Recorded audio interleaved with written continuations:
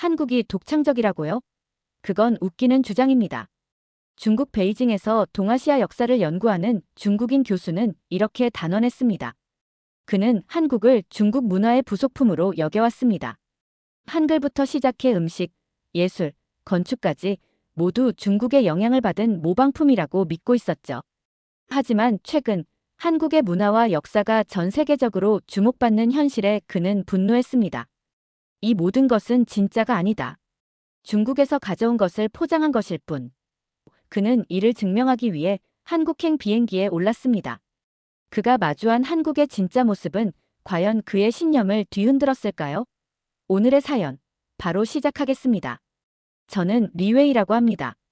중국 베이징에서 역사학 교수로 활동하고 있습니다.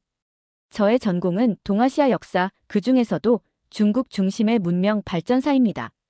저는 동아시아의 모든 문화가 중국에서 비롯되었다는 신념을 가지고 연구를 이어왔습니다. 주변 나라들의 역사는 중국 문명의 부속품일 뿐이라고 생각하며 살아왔죠. 한국에 대해서도 그렇게 생각했습니다. 그런데 최근 몇 년간 한국이라는 나라가 세계적으로 큰 주목을 받고 있더군요. 영화, 드라마, 음악, 그리고 심지어 음식까지. 한국이 만든 것이 세계인에게 사랑받고 있다는 소식을 들을 때마다 저는 고개를 갸웃거렸습니다. 한국이 대체 뭐길래 이렇게 주목받는 거지? 라는 의문이 들었어요. 심지어 국제학술회의에서도 한국 학자들이 한국 문화의 독창성을 주장하더군요. 그 자리에서 저는 참지 못하고 말했습니다. 한국 문화의 독창성? 웃기는군요. 한글은 한자를 바탕으로 만들어졌고 조선시대의 유물도 대부분 중국에서 영향을 받은 것입니다.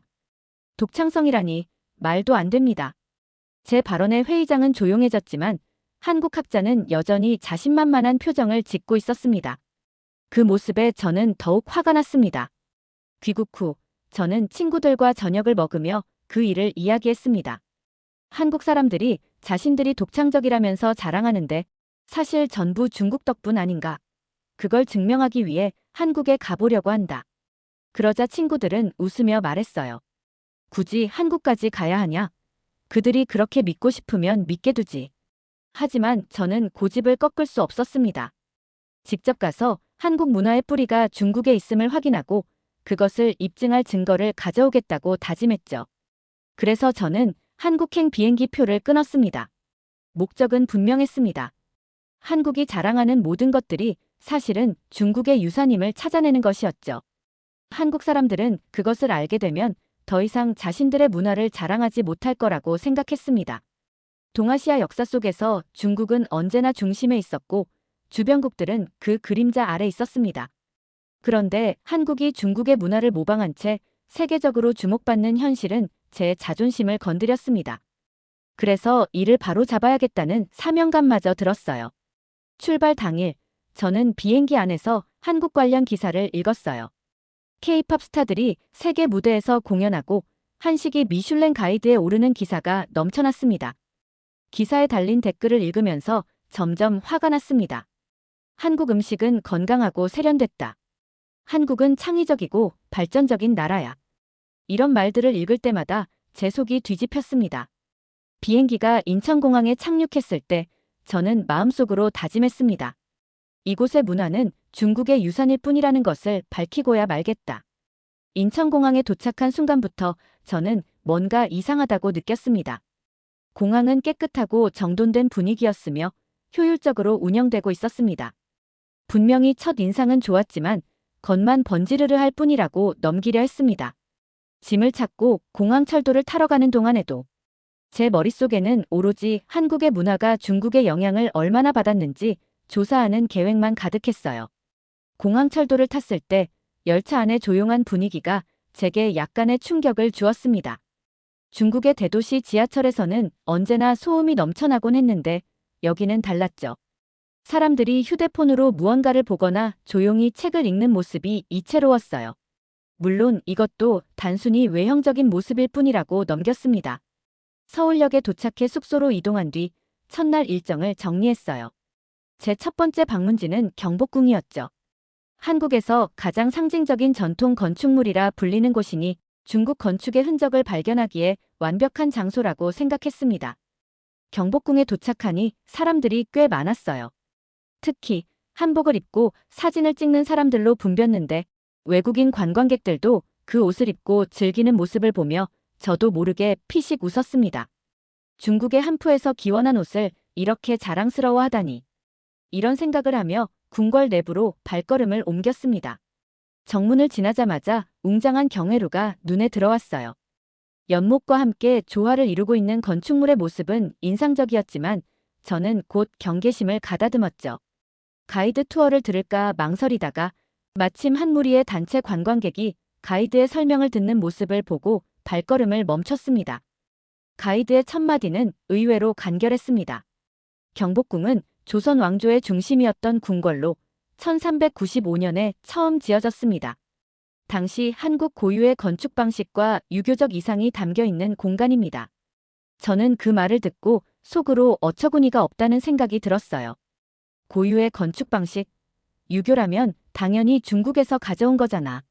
하지만 가이드의 설명은 계속 이어졌습니다.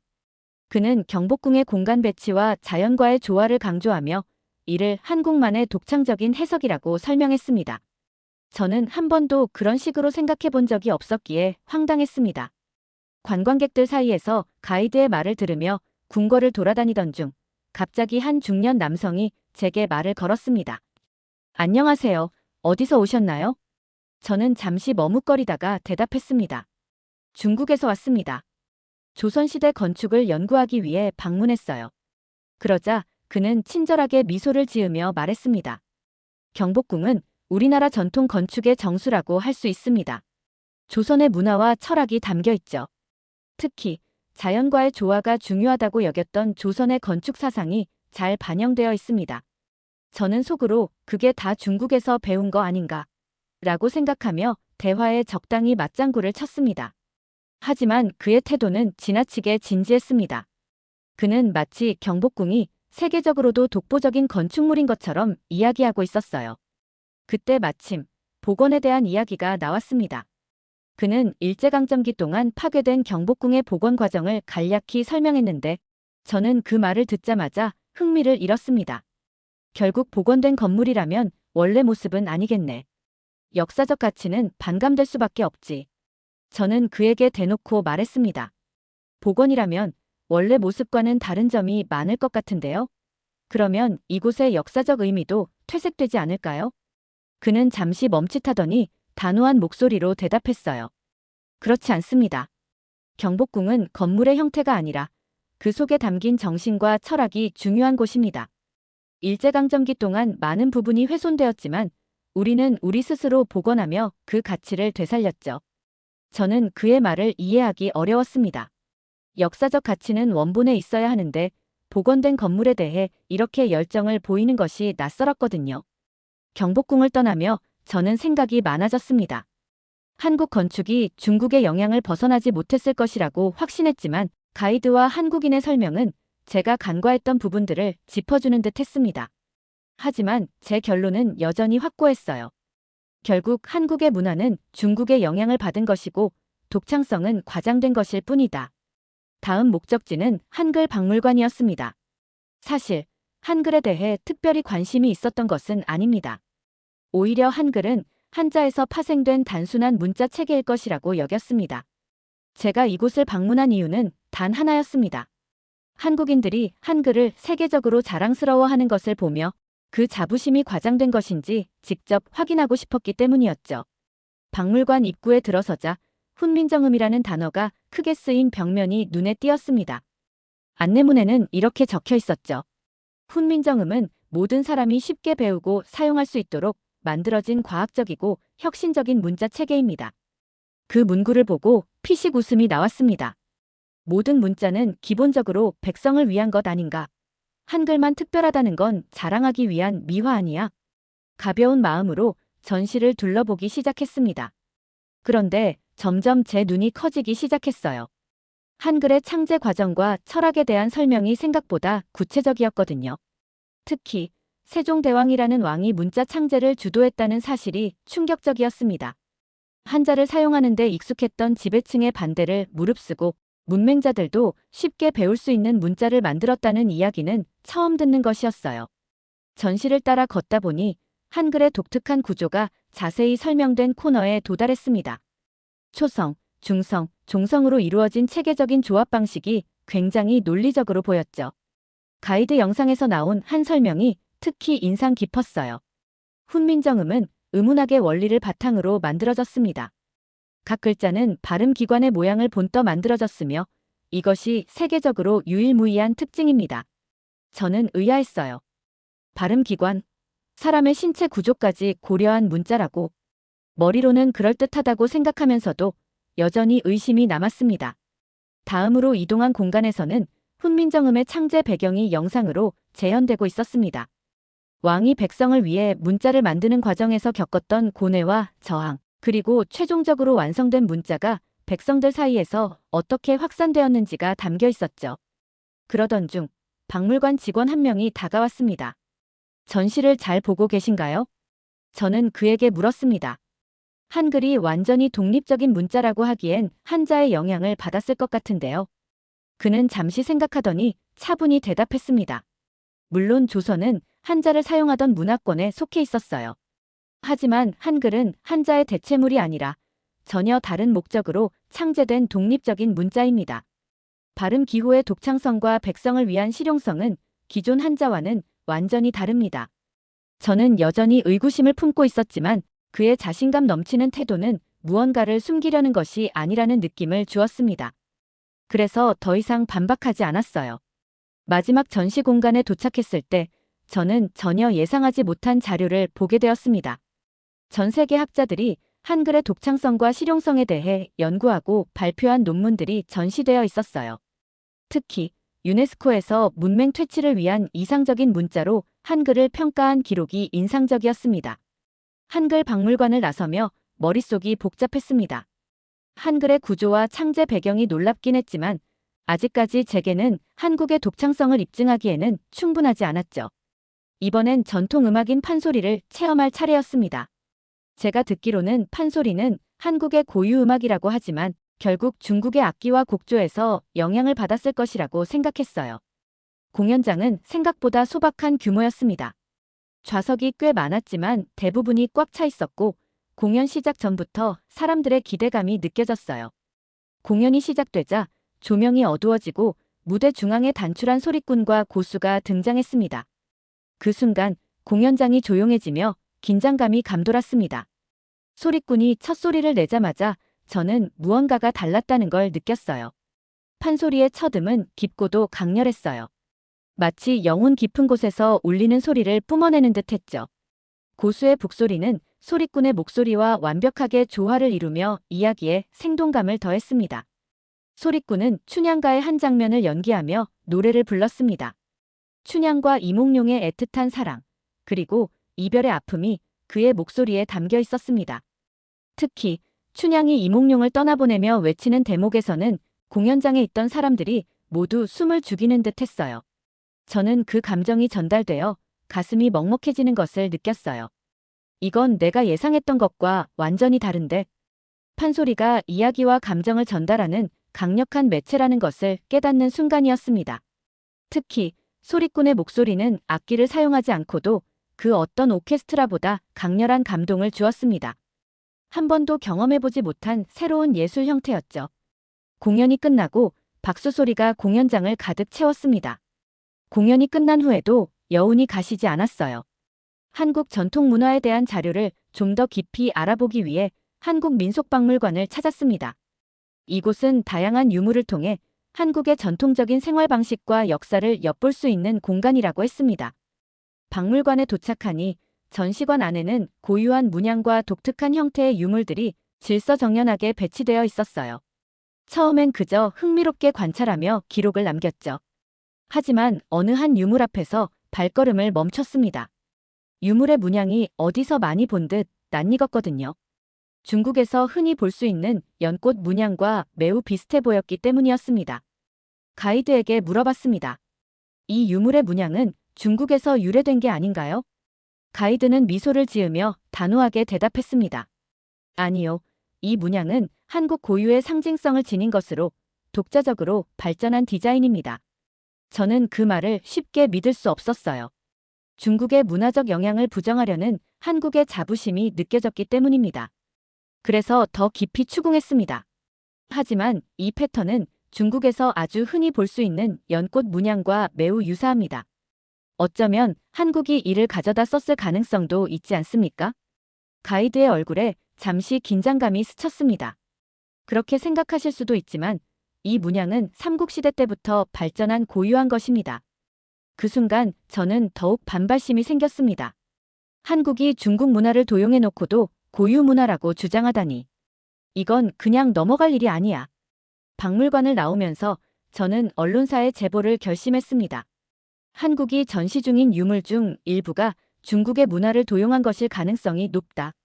이러한 내용으로 이메일을 작성하며 언론이 이를 보도할 경우 진실을 밝히는데 한 걸음 더 나아갈 것이라 믿었습니다. 얼마 후 지역 언론에서 제보가 실렸고 박물관 측은 급히 입장을 밝혔습니다. 해당 유물은 철저한 고증과 연구를 통해 한국 고유의 문화적 유산임이 입증되었습니다. 잘못된 주장을 바로잡기 위해 관련 자료를 공개할 예정입니다. 박물관 관계자는 제게 자료를 보내며 직접 대면 설명을 제안했습니다. 하지만 저는 이를 곧바로 받아들이지 않았죠. 다음 날 박물관에서 제공한 자료를 확인하러 갔습니다. 자료에는 해당 문양이 삼국시대 불교 예술과 함께 발전했으며 그 기원과 의미가 중국의 문양과는 다른 독창적인 해석을 바탕으로 하고 있다는 내용이 상세히 기술되어 있었습니다. 전문가가 추가로 설명했어요. 한국은 외부에서 전해진 요소를 그대로 복제한 것이 아니라 자체적으로 해석하고 발전시켰습니다. 이 유물은 그러한 한국의 독창성을 대표합니다. 그들의 태도는 확고하고 자신감이 넘쳤지만 저는 쉽게 물러날 수 없었어요. 여전히 중국 문양과의 유사성이 너무 뚜렷합니다. 이걸 우연이라 보기엔 어렵습니다. 그는 깊은 한숨을 쉬며 이렇게 말했습니다. 역사를 볼 때는 표면적 유사성만이 아니라 그 안에 담긴 철학과 상징성을 보아야 합니다. 문화는 서로 영향을 주고받으며 발전하지만 각자의 독창성이 반드시 존재합니다. 저는 그 말을 들으며 어딘가 흔들렸습니다.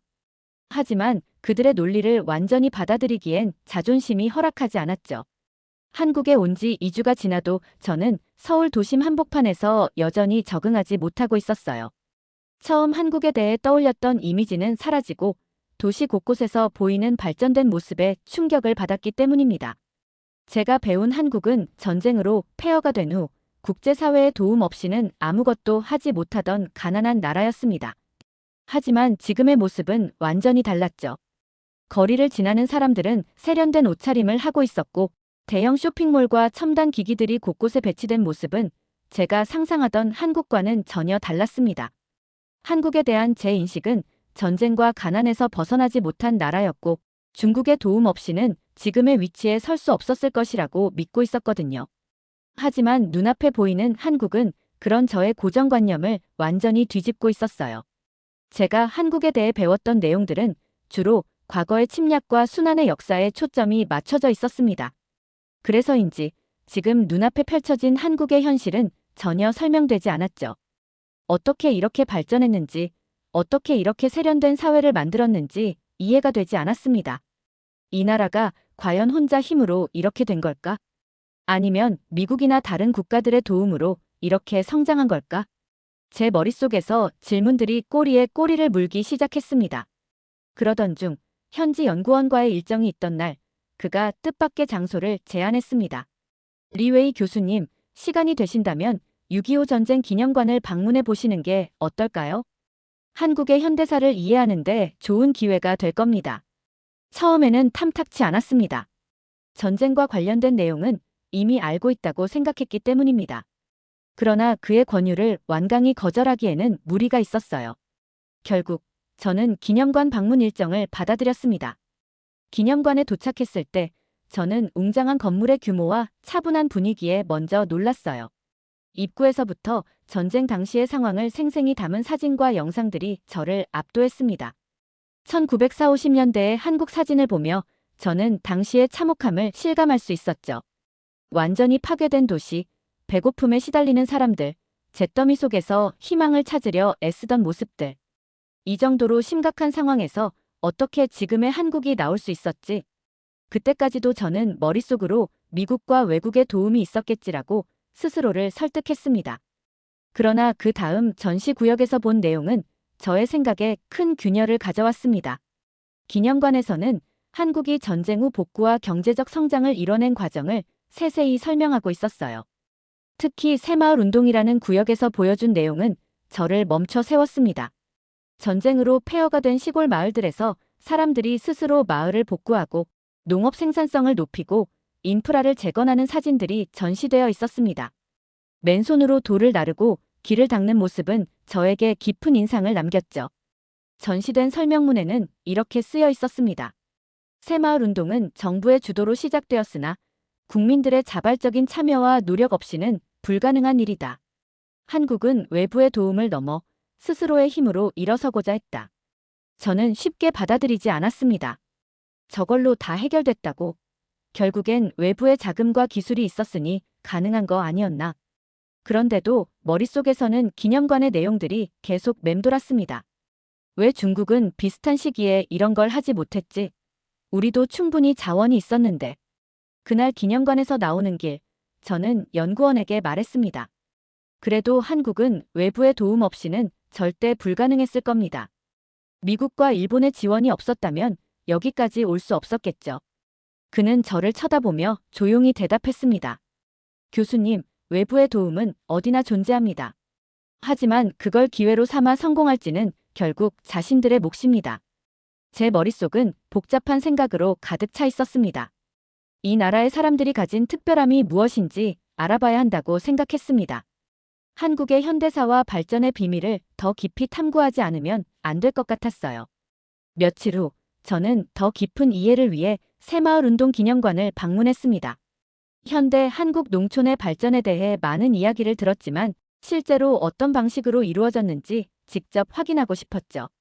처음 기념관에 도착했을 때 입구에 걸린 커다란 표어가 눈에 들어왔습니다. 근면, 자조, 협동. 이 세 단어는 새마을운동의 핵심 가치라고 했습니다. 가난과 열악한 환경을 스스로 극복하려는 의지를 담았다고 하더군요. 전시관 내부에는 새마을운동이 시작되기 전 한국 농촌의 모습을 담은 사진과 영상이 전시되어 있었습니다. 초라한 초가집들, 비포장된 도로, 흙먼지가 날리는 마을의 모습은 마치 전쟁 직후의 모습처럼 보였습니다. 그런데 몇 년 후의 사진에서는 완전히 다른 풍경이 펼쳐졌습니다. 새롭게 지어진 집들, 깔끔하게 정돈된 도로, 밝게 웃고 있는 사람들의 모습이었습니다. 하지만 저는 쉽게 납득할 수 없었습니다. 전시된 설명문과 영상들이 지나치게 미화된 것처럼 보였기 때문입니다. 결국 정부의 명령이 있었으니 가능한 일이었겠지. 이런 집단적 행동은 중국에서도 흔한 방식이었잖아. 중국에서도 대약진 운동이나 문화혁명 같은 대규모 집단적 프로젝트가 진행된 적이 있었습니다. 물론 결과는 참혹했지만 그 과정에서 동원된 사람들의 노력은 비슷하게 보였죠. 결국 한국도 중국처럼 집단주의를 이용한 거겠지라는 생각이 떠올랐어요. 하지만 그러던 중 저는 한 가지 의문을 품게 됐습니다. 그런데 왜 한국은 성공하고 중국은 실패했지? 기념관 관람을 마친 후 저는 인근 농촌 마을을 방문하기로 했습니다. 현대적으로 변한 농촌의 모습을 직접 보고 싶었거든요. 그곳에서 만난 한마을 주민은 70대의 할아버지였습니다. 그는 새마을운동 당시의 경험을 생생히 기억하고 있었어요. 그때는 정말 모두가 어려웠어요. 먹을 것도 부족하고 마을은 완전히 폐허 같았죠. 그런데 어느 날 마을 사람들이 함께 모여서 이야기를 나누기 시작했어요. 우리가 이렇게 살 수는 없다. 뭔가를 바꿔야 한다고요. 그는 마을 사람들끼리 먼저 길을 닦고 집을 짓고 작은 다리까지 만들었다고 말했습니다. 그 말을 듣고 저는 즉시 반박했습니다. 하지만 정부가 시멘트를 제공했다면 결국 정부 주도 아니었습니까? 주민들이 자발적으로 했다기보다는 정부의 지시에 따른 게 아닌가요? 그는 잠시 제 말을 듣고 조용히 고개를 저으며 대답했습니다. 우리는 누가 시켜서 한 게 아닙니다. 우리 스스로 필요하다고 느꼈기에 움직인 겁니다. 그의 말은 제 고정관념에 큰 충격을 주었습니다. 마을을 떠나는 길, 저는 그 할아버지의 이야기가 머릿속에서 떠나지 않았습니다.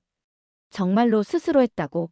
정부의 압력이 없었다면 어떻게 그렇게 많은 사람들이 자발적으로 행동했을까? 중국에서 자발적 행동은 대부분 개인의 이익을 위한 경우에나 이루어졌습니다. 집단적 이익을 위해 자발적으로 움직인다는 개념은 생소했습니다. 그날 밤 숙소로 돌아온 저는 연구 자료를 다시 펼쳐보았습니다. 한국의 발전 과정을 설명하는 자료들 속에서도 새마을 운동이 차지하는 비중은 컸습니다. 새마을 운동의 흔적을 돌아본 뒤 저는 다시 문화적 관점에서 한국을 바라보기로 했습니다. 현대의 성장이 어떻게 가능했는지 어느 정도 이해는 되었지만 여전히 한국 문화 자체의 독창성에는 의문을 품고 있었으니까요. 한국이 어떻게 이렇게 오랜 기간 동안 문화적 정체성을 유지할 수 있었는지 파악하고자 저는 독립기념관과 조선 왕릉을 방문하기로 했습니다. 한국의 독립과 역사를 담고 있는 장소라면 분명 그들의 문화가 지속된 비밀을 엿볼 수 있을 것이라 생각했어요. 독립기념관에 들어서자 저는 먼저 눈앞에 펼쳐진 웅장한 전시물에 압도당했습니다. 일본 제국주의 시절의 잔혹한 기록, 독립운동가들의 헌신, 그리고 그들이 겪었던 고통과 희생이 생생하게 전시되어 있었습니다.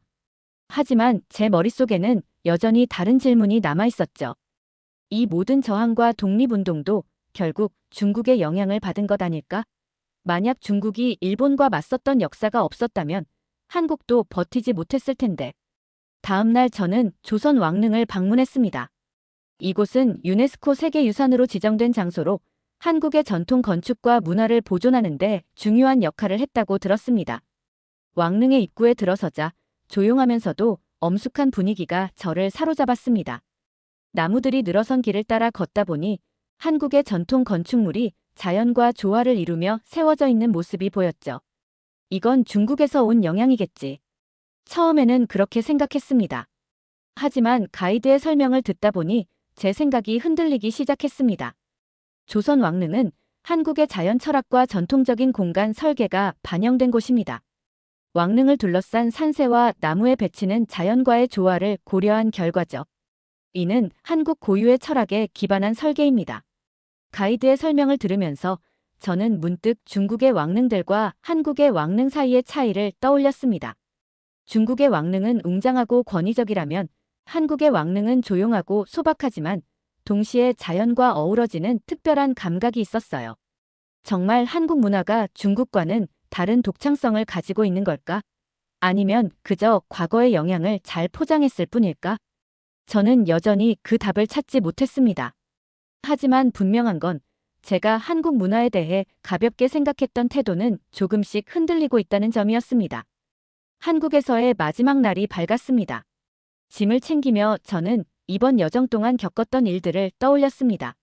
처음 한국에 도착했을 때만 해도 저는 한국을 중국의 영향을 받아 성장한 작은 나라로 치부했었죠. 하지만 이번 방문은 제 생각을 송두리째 흔들어 놓았습니다.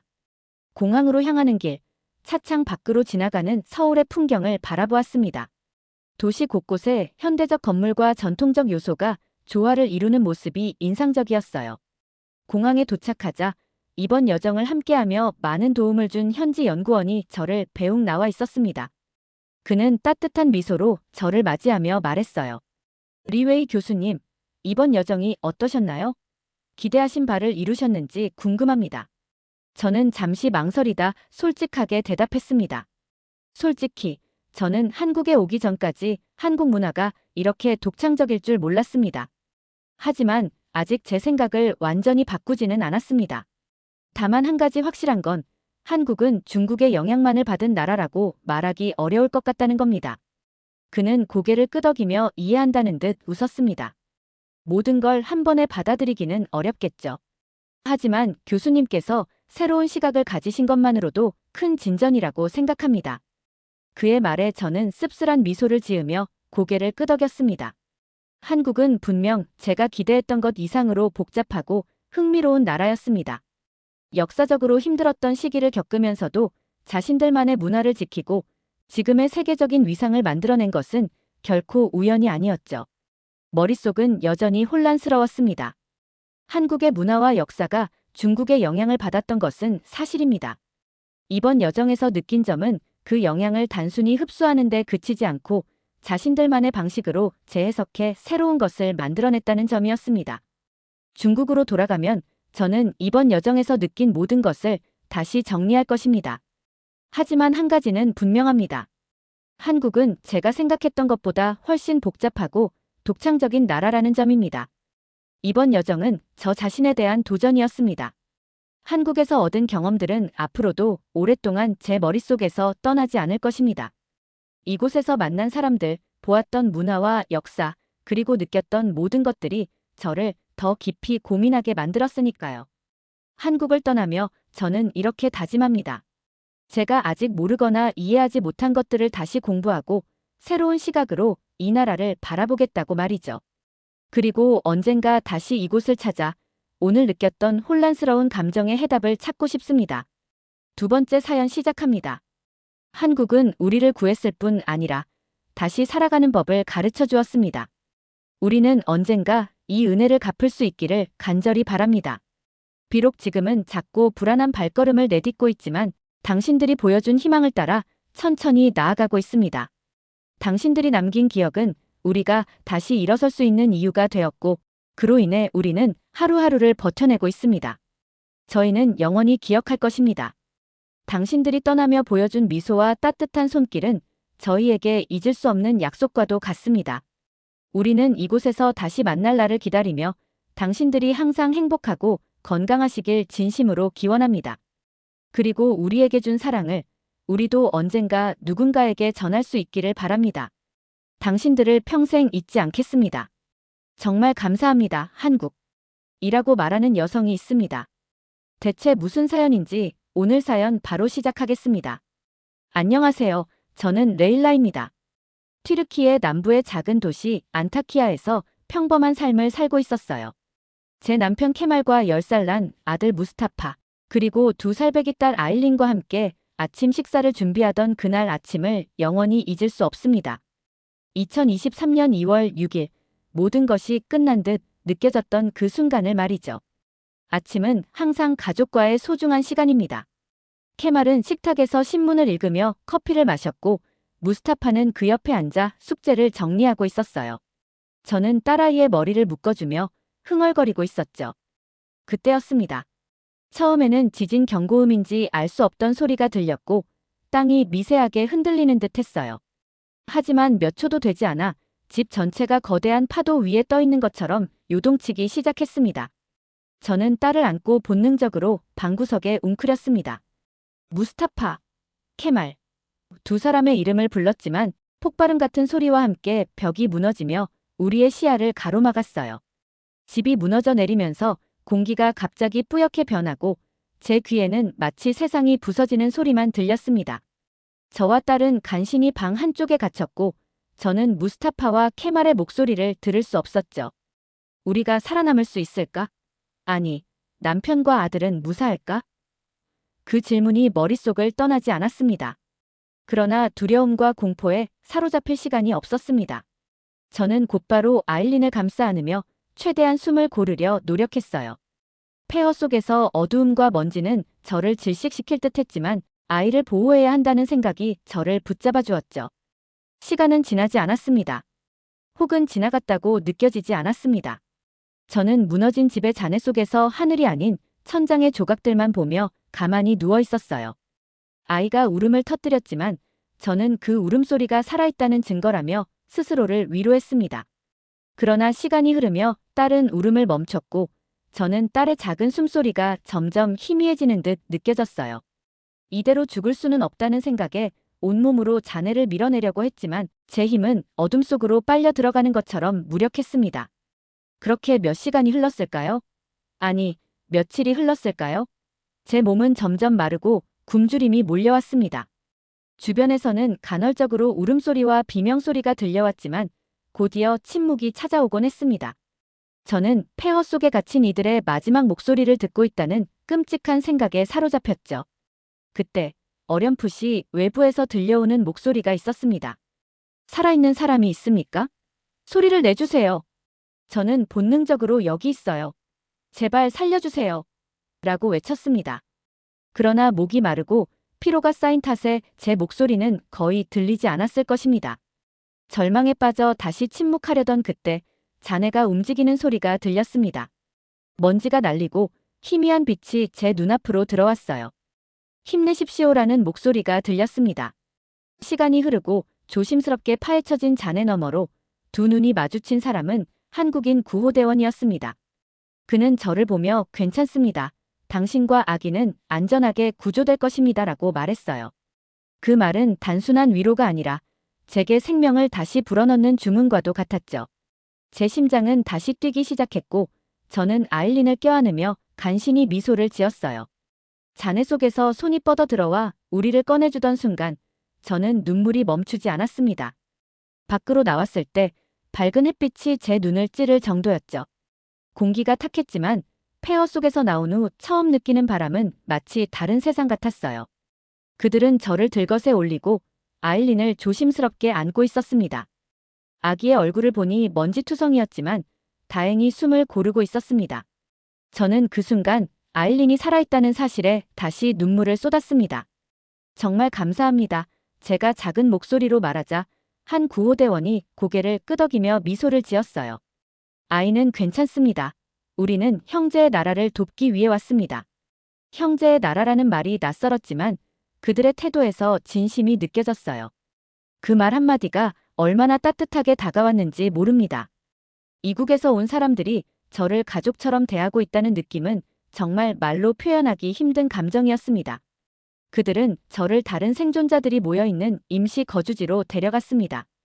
그곳에는 다양한 국적의 구호대가 있었지만 한국 구호대는 단연 돋보였어요. 그들은 구조 작업만 하는 것이 아니라 생존자들에게 직접 음식을 나눠주고 물을 건네는 모습이 인상 깊었죠. 다른 구호대가 주로 전문적인 구조 활동에 집중했다면 한국 구호대는 생존자 한 명 한 명의 상태를 세심히 살피고 있었습니다. 저를 데려온 대원 중 한 명은 제게 담요를 덮어주며 차가운 물을 건넸습니다. 물을 천천히 마시세요. 괜찮아질 겁니다. 그의 목소리는 잔잔했지만 확신에 차 있었습니다. 저는 물을 한 모금 마시며 그의 얼굴을 올려다봤습니다. 당신은 왜 이렇게 먼 곳에서 우리를 돕기 위해 왔나요? 제가 물었어요. 그는 잠시 생각하더니 말했습니다. 한국은 과거에 어려운 시기를 겪었습니다. 그때 튀르키예가 우리를 도왔습니다. 이제는 우리가 돕는 차례입니다.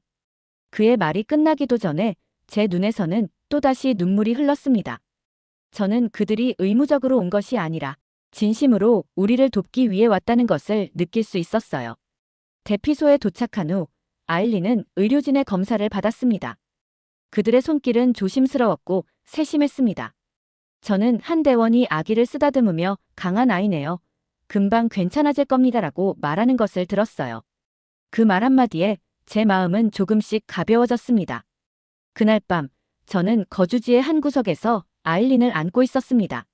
주변에는 여전히 구호 활동이 활발하게 이루어지고 있었고 멀리서 들려오는 울음소리와 구조대의 외침이 계속 이어졌습니다. 그러나 이상하게도 제 마음은 조금이나마 안정을 찾을 수 있었습니다.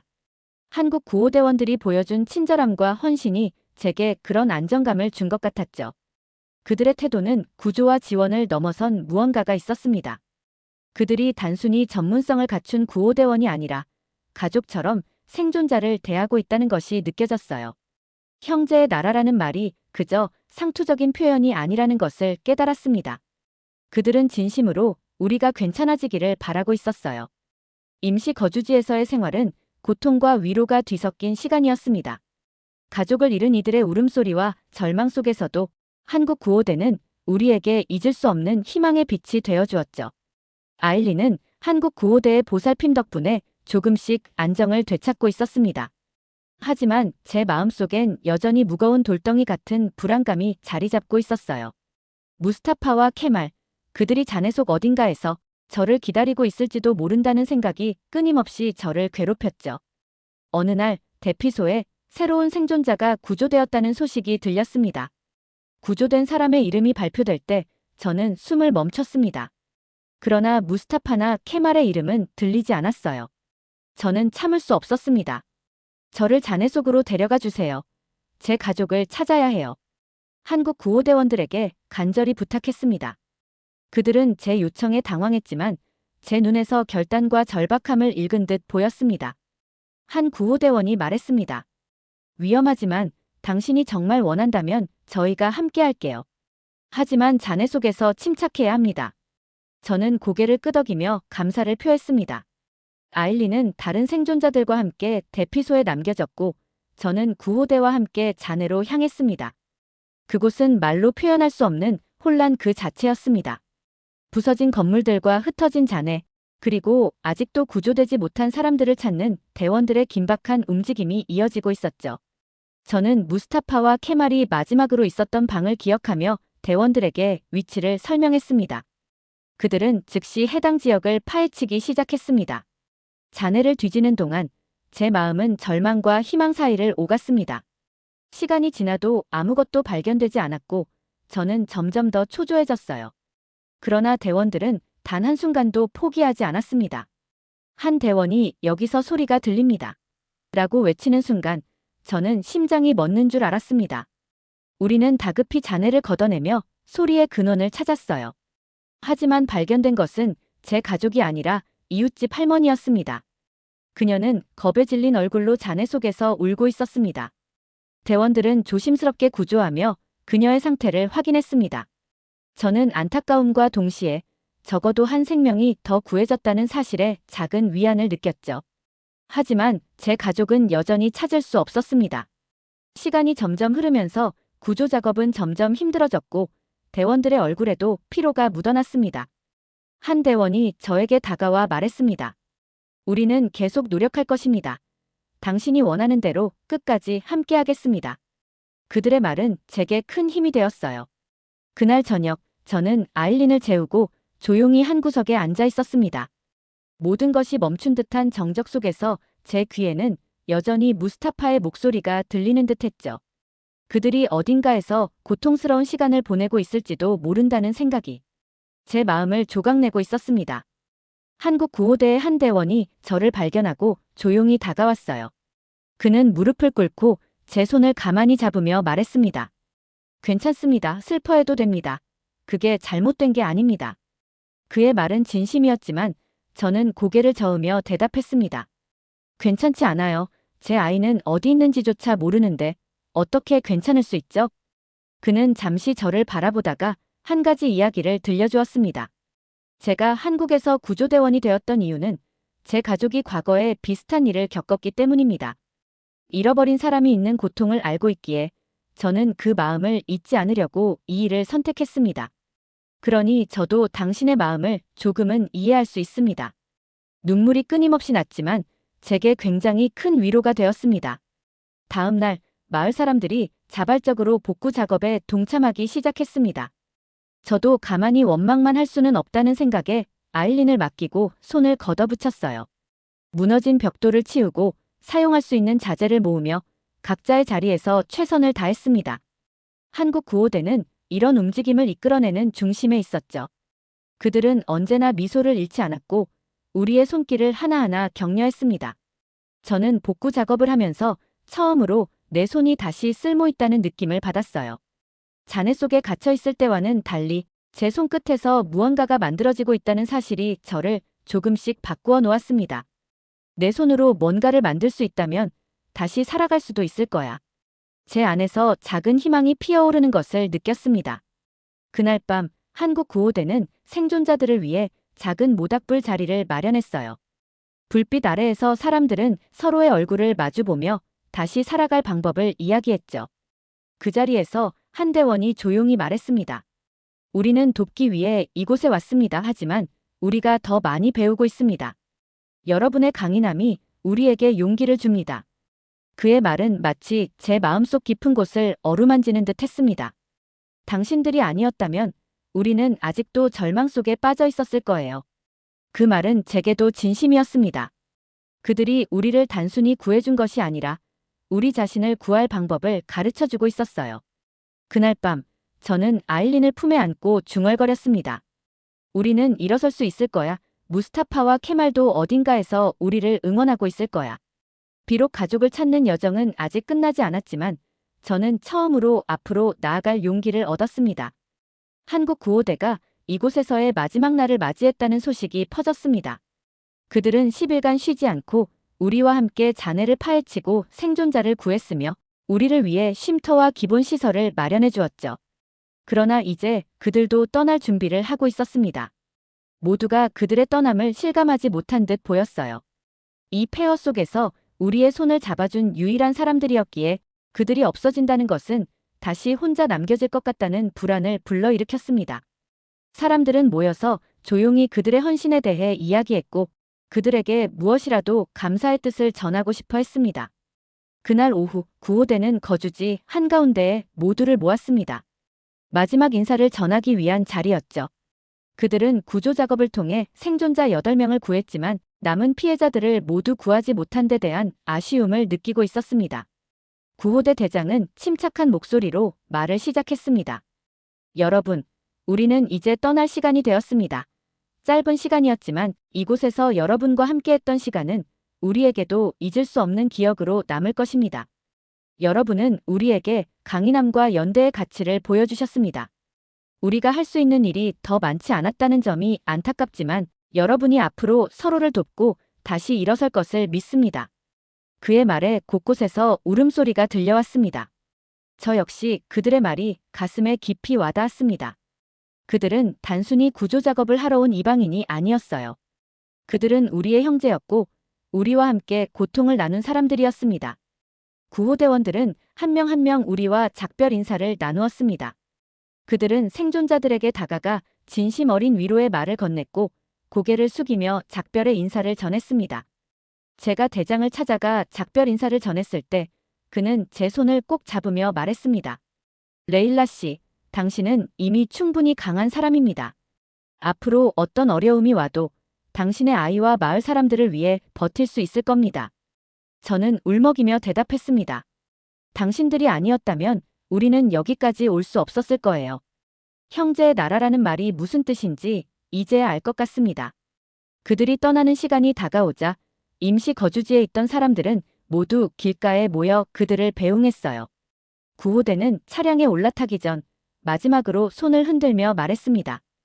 여러분을 항상 기억하겠습니다. 이곳에서 다시 만날 날이 오길 바랍니다. 그들의 목소리는 단호하면서도 따뜻했고 그 순간 저는 이별이 아니라 새로운 약속을 하는 것 같다는 느낌을 받았습니다. 차량이 천천히 출발하자 사람들은 손을 흔들며 그들을 배웅했습니다. 몇몇은 울고 있었고 몇몇은 조용히 손을 모아 감사의 기도를 드리고 있었어요. 저도 아일린을 품에 안고 끝까지 그들이 보이지 않을 때까지 손을 흔들었습니다. 그날 밤 거주지는 낯설 정도로 조용했습니다. 그들의 발소리와 목소리가 더 이상 들리지 않는 이곳은 조금 더 외롭게 느껴졌어요. 그러나 저는 그들이 남긴 것을 생각하며 조용히 마음을 다잡았습니다. 그들이 우리에게 남긴 희망과 연대는 쉽게 사라지지 않을 것입니다. 한국 구호대는 이 폐허 속에서 우리를 일으켜 세운 손길이었습니다. 그들의 진심은 행동으로, 희망으로, 그리고 약속으로 남아 있습니다. 한국 구호대가 떠난 지 몇 달이 흘렀습니다. 무스타파와 케마를 찾지 못했지만 저는 더 이상 절망하지 않기로 했습니다. 그들이 어디에 있든 그들이 바라던 것은 제가 무너져 내리는 모습이 아니었을 테니까요. 한국 구호대가 제게 가르쳐준 것은 삶의 무게를 견디는 방법이었습니다. 시간이 흐르며 마을은 점차 복구되기 시작했습니다. 처음엔 산처럼 쌓인 잔해를 치우는 것조차 막막했지만 사람들이 조금씩 손을 모으고 힘을 합치면서 새로운 터전이 만들어졌습니다. 무너진 집 대신 임시로 지은 작은 오두막이 생겼고 마을 광장에선 다시 사람들이 모여 서로의 안부를 물으며 웃음을 나누었습니다.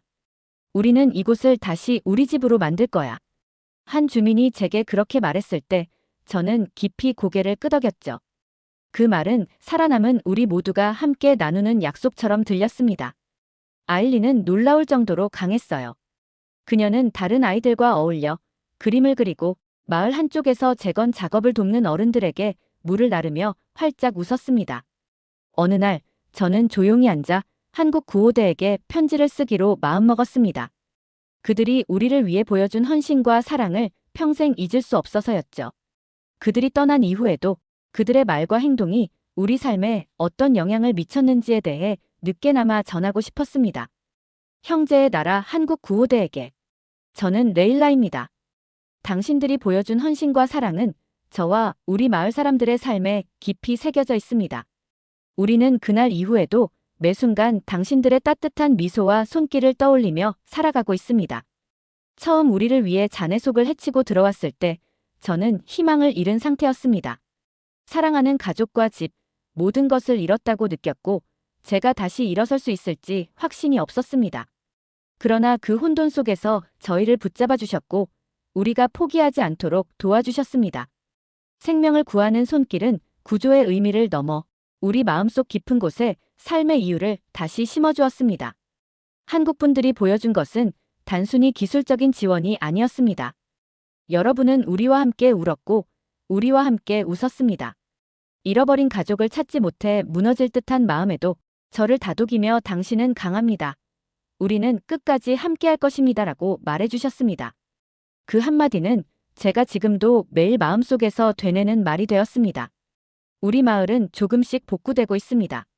처음에는 어디서부터 시작해야 할지 몰라 두려웠지만 여러분이 보여주신 연대와 협력의 가치는 우리에게 다시 일어설 힘을 주었습니다.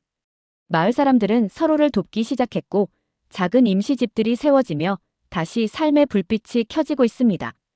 우리는 언젠가 이 은혜를 갚을 수 있기를 간절히 바랍니다. 비록 지금은 작고 불안한 발걸음을 내딛고 있지만 당신들이 보여준 희망을 따라 천천히 나아가고 있습니다. 당신들이 남긴 기억은 우리가 다시 일어설 수 있는 이유가 되었고 그로 인해 우리는 하루하루를 버텨내고 있습니다. 저희는 영원히 기억할 것입니다. 형제의 나라 한국 구호대, 당신들이 떠나며 보여준 미소와 따뜻한 손길은 저희에게 잊을 수 없는 약속과도 같습니다. 우리는 이곳에서 다시 만날 날을 기다리며 당신들이 항상 행복하고 건강하시길 진심으로 기원합니다. 그리고 우리에게 준 사랑을 우리도 언젠가 누군가에게 전할 수 있기를 바랍니다. 당신들을 평생 잊지 않겠습니다. 편지를 쓰며 저는 눈물을 멈출 수 없었습니다. 그들이 우리에게 남긴 것은 물리적인 도움을 넘어선 삶을 이어가는 데 필요한 믿음과 희망이었어요. 형제의 나라라는 말이 단순한 구호처럼 들렸던 때도 있었습니다. 그러나 이제 그 말은 제게 그 이상의 의미를 가집니다. 그들은 이 폐허 속에서 우리를 다시 일으켜 세운 사람들이었고 그들의 사랑은 우리의 삶에 깊이 스며들었습니다. 저는 그들을 위해 그리고 우리를 위해 다시 살아갈 것입니다. 언젠가 그들을 다시 만날 날이 오길 바라며 제 손으로 우리 마을을 더 아름답게 만들어갈 것입니다.